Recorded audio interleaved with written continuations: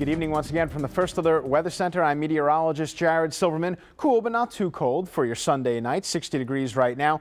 The winds are calm. They should remain that way, and relative humidity is relatively not that bad. Going to be the case over the next couple of days.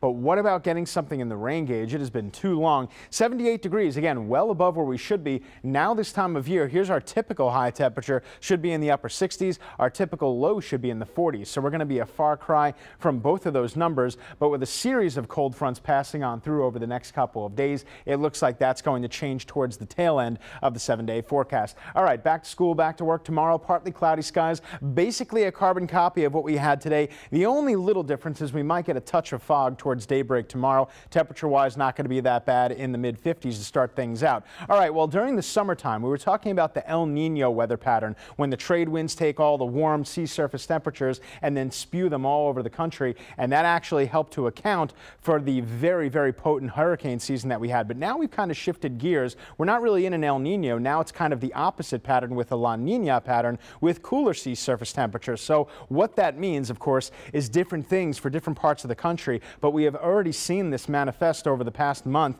and this is what we're expecting over the winter time. So a lot of folks have been asking here in San Antonio, are we even going to have a winter? And I got to tell you, if La Nina has anything to say about it, maybe not, because it tends to be drier and warmer than normal for the southern half, colder and wetter for the northern half. And again, we've been seeing that general pattern over about the past month already. Next weather maker would be this Pacific front that's bringing quite a bit of rain and snow showers up in the Colorado Rockies, but it doesn't look like it's going to provide any precip for us. Nearest precipitation down to the deep south part of the state. It's going to stay put down there. So if you didn't get a chance to wash the car, you will have plenty of chances to do just that. Persistent weather pattern, drop in the jet stream allows all that cold Canadian air to gush down the eastern half of the United States. Over here, we're not going to be cool over the next few days until the later part of the 7-day. So the next front doesn't do anything. Front after that's going to drop our temperatures. 60 here, 60 Bernie, 51 in Kerrville, and 54 out to the west by Del Rio, where dew points have rebounded. They've come up. That's the reason why the next couple of nights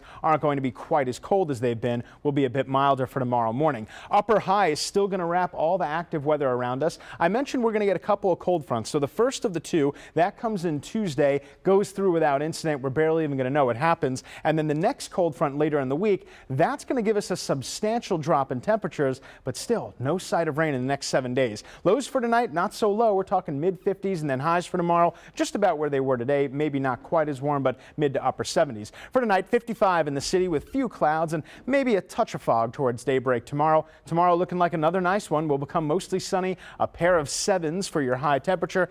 And in the 7-day, don't get me wrong, this is beautiful weather, and I'm certainly not complaining, but we definitely want to get some rain. We might be dealing with a touch of drought in the next 7 days. If we don't get rain before that, we could see moderate drought conditions right over in Bexar County.